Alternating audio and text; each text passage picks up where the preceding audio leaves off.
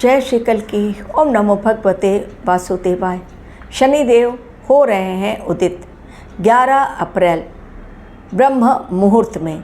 बहुत ही अच्छा दिन 11 अप्रैल, लेकिन है शनिवार का दिन। डेफिनेटली कुछ लोगों के लिए ये वार्निंग टाइम और कुछ लोगों के लिए खुशखबरी लेकर आ रहे हैं शनिदेव। उदित अवस्था में मीन राशि में ही जो जलीय राशि है जिसमें अभी है विद्यमान, उसी में हो रहे हैं वो उदित। और उदित अवस्था शनिदेव की डेफिनेटली एक सकारात्मक बदलाव न सिर्फ हमारे देश के लिए बल्कि पूरे विश्व के लिए लेकर आने वाली है। और ये उदित अवस्था शनिदेव की केवल कुछ दिनों के लिए नहीं बल्कि कुछ महीनों के लिए है, क्योंकि इतनी जल्दी शनिदेव फिर अस्त होने वाले नहीं हैं। जब वो अस्त हुए थे 13 मार्च को, उसके पश्चात जो भूचाल विश्व में आया, जिसकी चपेट में आज पूरा विश्व आर्थिक संकट न सिर्फ झेल रहा है बल्कि तेल, पेट्रोल, डीजल, एलपीजी का संकट आज विश्व में हर देश को झेलना पड़ रहा है। मारकाट मची हुई है, कोई भी अपनी जिद छोड़ने को तैयार नहीं है। लेकिन अब शनिदेव और भी मजबूत स्थिति में आ जाएंगे जब हो जाएंगे वो उदित। और 11 अप्रैल का दिन वो शुभ दिन होगा, भले ही शनिवार का दिन, और उसी दिन शनिदेव का उदित होना यानी एक बहुत ही स्ट्रॉन्ग मैसेज, स्ट्रॉन्ग सैटर्न का पूरे विश्व के लिए और सभी उन लोगों के लिए जिनके जीवन में आ रही थी रुकावटें, बनते बनते काम बिगड़ रहे थे, काम में धीमापन आ गया था, किसी भी तरह उनका काम आगे नहीं बढ़ रहा था, चाहे नौकरी हो या व्यापार, घाटा का उनको घाटा झेलना पड़ रहा था। लेकिन अब 11 अप्रैल के पश्चात चीज़ें जब उनके ही जीवन में नॉर्मल होनी शुरू होंगी, तब उन्हें एहसास होगा कि वास्तव में ग्रह और नक्षत्र हमारे जीवन में कितना बड़ा परिवर्तन लेकर आते हैं। और ये खास परिवर्तन तब होता है जब शनिदेव कर्मफल दाता, न्यायाधीश भले ही धीरे चलते हैं, धीरे सब कुछ देते हैं, लेकिन जब देते हैं तो उसमें एक स्थायित्व रहता है। वो चीज़ें जल्दी आपसे छीनी नहीं जाती हैं, ब्रह्मांड के द्वारा काफ़ी लंबे समय तक रहती हैं। भले 7.5 में जब वो देते हैं फल, तो बहुत लोग सोचते हैं कि 7.5 यानी पूरी तरह हम खत्म हो गए। लेकिन याद रखिए, नरेंद्र मोदी अपने जीवन की ढैया काल में ही शनि की 7.5 में ही प्रधानमंत्री के पद पर आसीन हुए थे और अब तक बने हुए हैं। तो शनि चलते हुए 11 अप्रैल सुबह के वक्त ब्रह्म मुहूर्त में, टाइम मैं आपको दूंगी, उस मुहूर्त में वो होने जा रहे हैं उदित। इसका असर न केवल नौकरी पर बल्कि व्यापार पर, लोगों की बुद्धि पर, लोगों के जीवन में आने वाले परिवर्तन पर, वैश्विक परिवर्तन, आर्थिक परिवर्तन, हर चीज़ पर इसका असर पड़ेगा। किस प्रकार आज आपको मैं बताऊंगी। लेकिन साथ ही बुध देव भी 11 अप्रैल को पहुंच रहे हैं मीन राशि में। बुध देव का जाना मीन राशि में और एक चंगुल में जकड़ा जाना, रवि, मंगल और शनि तीनों के चंगुल में एवं मीन राशि में बुध जो हैं वो नीच के हो जाते हैं। तो उसका असर क्या होगा? तो 11 अप्रैल 2 बड़ी ज्योतिषीय घटनाएं एक साथ घटने जा रही हैं और इन दोनों घटनाओं का असर होगा हर एक के न सिर्फ जीवन पर बल्कि पूरे विश्व पर, हमारे देश पर और हर एक इंसान की सोच पर भी। ये बड़ी बात है, कारण इस समय इंसान अपनी सोच के कारण परेशान हो गया है। तो अंत तक इस वीडियो को देखिए तो आपको समझ में आएगा वास्तव में ग्रह जब अपना नक्षत्र परिवर्तन करते हैं या वक्रीय मार्गीय होते हैं या अस्त और उदय होते हैं तो उसका असर कैसा देखने को मिलता है।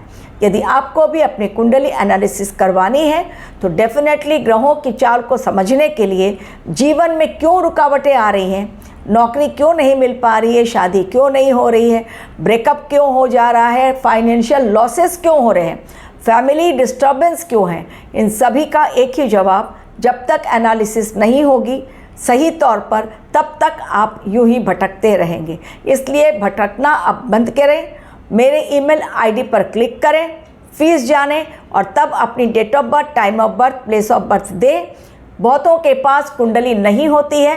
मैंने कभी भी आप लोगों से कुंडली शेयर करने की बात नहीं कही है।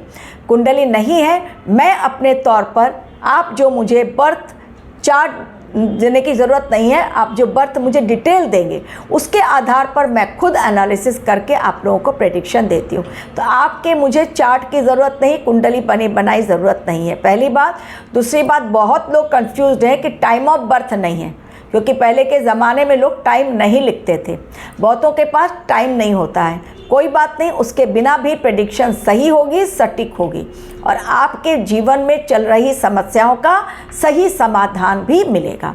इसलिए अब भटकना करें बंद, एक सही जगह सही चैनल पर यदि आप आए हैं तो क्लिक करें, देर ना करें, फीस जाने और आगे बढ़ें।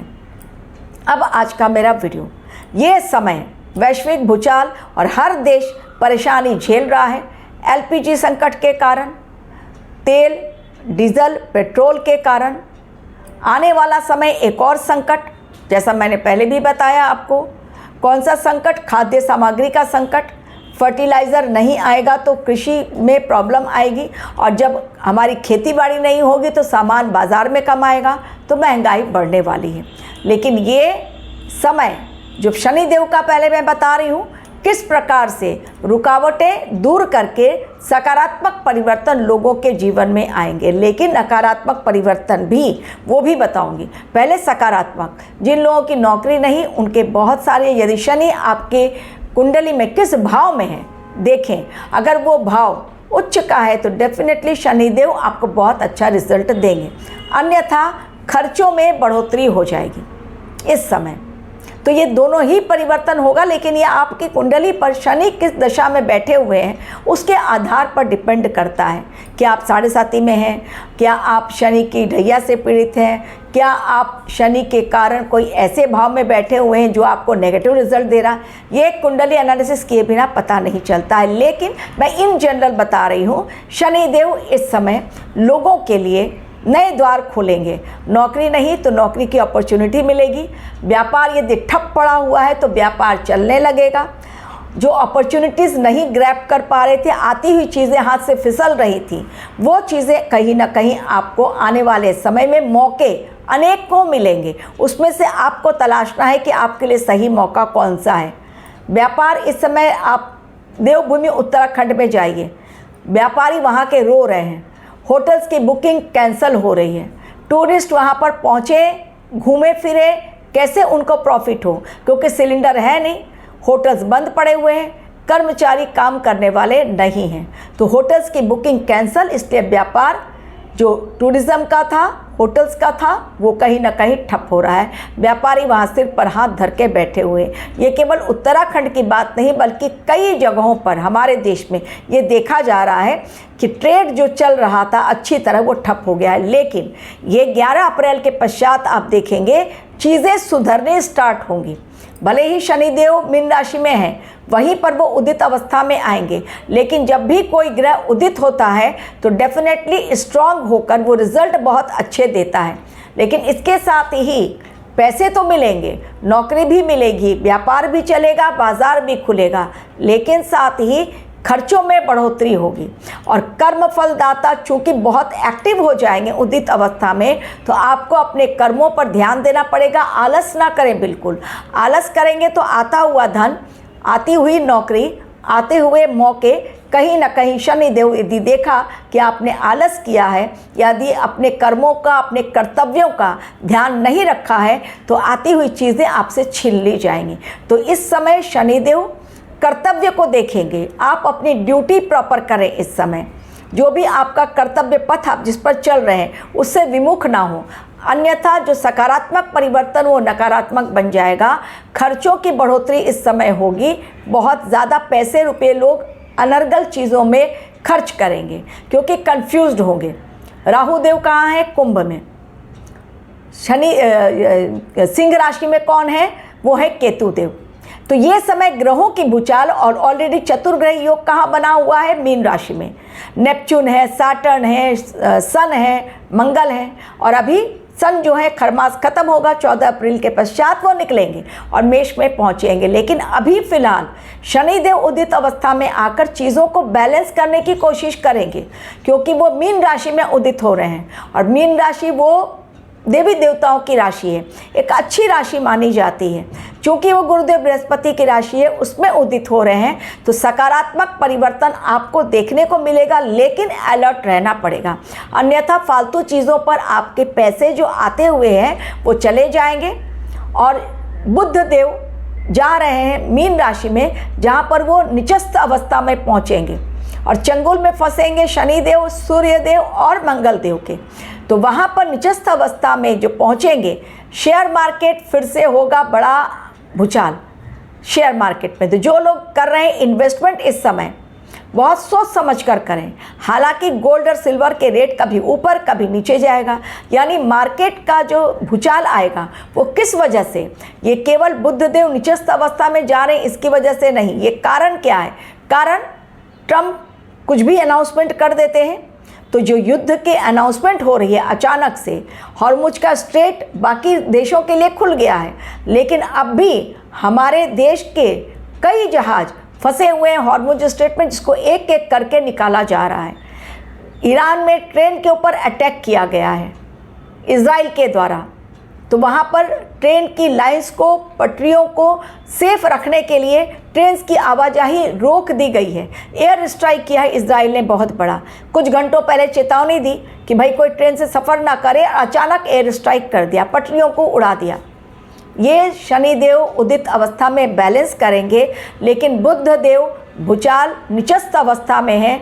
बुद्धि, व्यापार के कारक, ज्ञान के कारक, उनका असर जो होगा वो नेगेटिव इस समय देखने को मिलेगा। इसलिए खर्चों पर मैंने कहा नियंत्रण रखें, अनर्गल खर्चे ना करें, ज़रूरत है वो करें। यात्रा पर यदि जा रहे हैं तो बहुत सावधान, एक्सीडेंट्स के केसेस इस समय बढ़ने लगेंगे, क्योंकि वहाँ पर अभी भी सूर्य देव हैं और मंगल देव हैं। तो 11 अप्रैल नहीं बल्कि 14 अप्रैल के पश्चात सूर्य देव का जब राशि परिवर्तन हो जाएगा, उसके पश्चात आग्नेय जो वर्षा हो रही है उसमें कहीं ना कहीं कमी आएगी, क्योंकि केवल अग्नि तत्व के कारक एक ही ग्रह मंगल देव मीन राशि में शनि देव के साथ युति बनाकर रखेंगे। वैसे भी 11 मई तक का मैंने आप लोगों को अलार्मिंग टाइम दिया है, लेकिन ये शनि देव का उदित अवस्था में आना, कुछ सकारात्मक बदलाव हम लोग एक्सपेक्ट कर सकते हैं सभी के जीवन के लिए। Thank you very much for watching my video.